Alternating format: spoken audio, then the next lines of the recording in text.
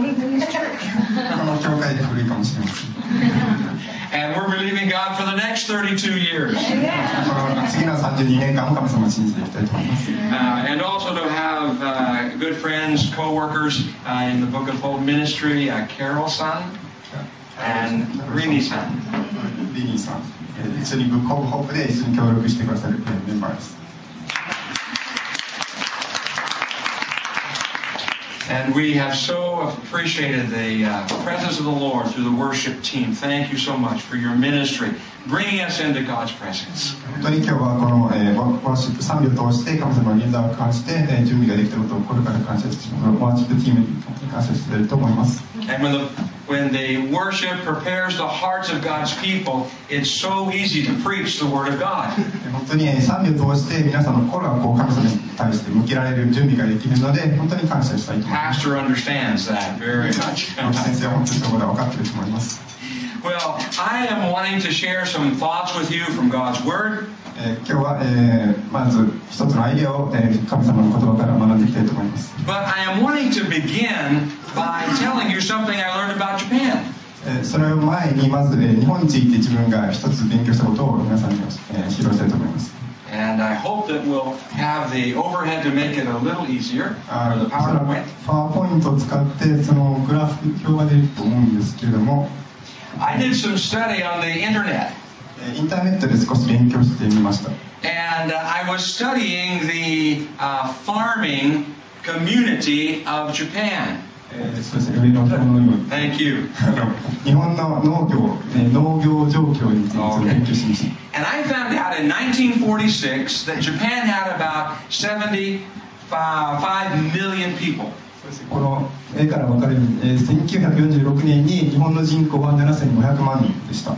But of the 75 million, 34 million were farmers. その中で、3400万人が、農業人口。That means 47% of all the people of Japan were farming. ということは、全体の人口の 47% の人が農業をやっていたと。And they were working on 5.5 million hectares of land. その中で、農地としては550万ヘクタールがありました。But then I discovered in the year 2002, or about the time we live now, そして、2002年ですね、今の時代ですけども、Japan's population had increased to 127 million. 人口的には1億2700万人に増えています。But how many farmers today? でも農業人口は一体いくらでしょう？ Only 10 million. たったの1000万人。That is only 8% of the Japanese population are now doing farming. ということは、本当にたったの 8%、人口の中の 8% の人は農業しているということになります。And look at how much land, now it is only 2.1 million hectares of land is given to farming. 注目してほしいのはこの農地の大きさですよね。150万から210万にすごい減っていることが分かると思います。So do you see the interesting idea? これ本当に面白いアイデアが分かると思います。 The population has gone up. 人口は増えているんですが、 But the number of farmers has gone down. 農業をしている人の数は減っている。 The amount of land has ggone down. また農地の面積も減っている。 And yet, today you go to the market, there's plenty of food in the store. でも皆さん分かるように、スーパーに行ってたくさんの本当に余るほどの食べ物がありますよね。You go to the restaurants, there's plenty of food to eat. レストランに行っても本当に有り余るほどの食べ物があると思います。 But it kind of doesn't make sense. でも意味が分からないですよね。If we have more people today, you would think we would need more farmers and we would need more land. 普通に考えれば、たくさん人口が増えれば、たくさんの農業する人が必要で、かつ農地もたくさん必要だと思うのが普通だと思います。And so I have a question for you. なので皆さんに質問をしたい。One to think about. 考えてほしいことがあります。How is this possible? どうしてこのことが可能なんでしょう。 That Japan has more people, 日本は人口が増えているのに、 less farmers, 農業する人が減って、 less land given to farming, 農地も減って、 and yet today we have more food than ever before.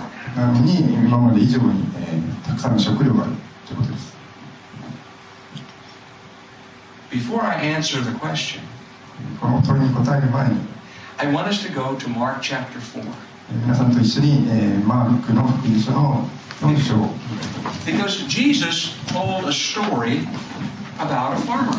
というのもイエス様が、農家の人、農業する人について、そこで語っていることです。マルコの福音書の4章。Mark chapter 4 verses 3 to 9. 3節から9節。マルコの福音書の4章の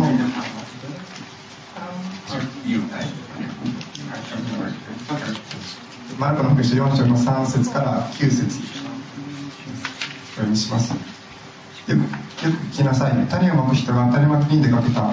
まいている時、種が道端に落ちた。すると鳥が来て立ってしまった。また別の種が土の薄い岩地に落ちた。土が深くなかったのですぐに芽を出した。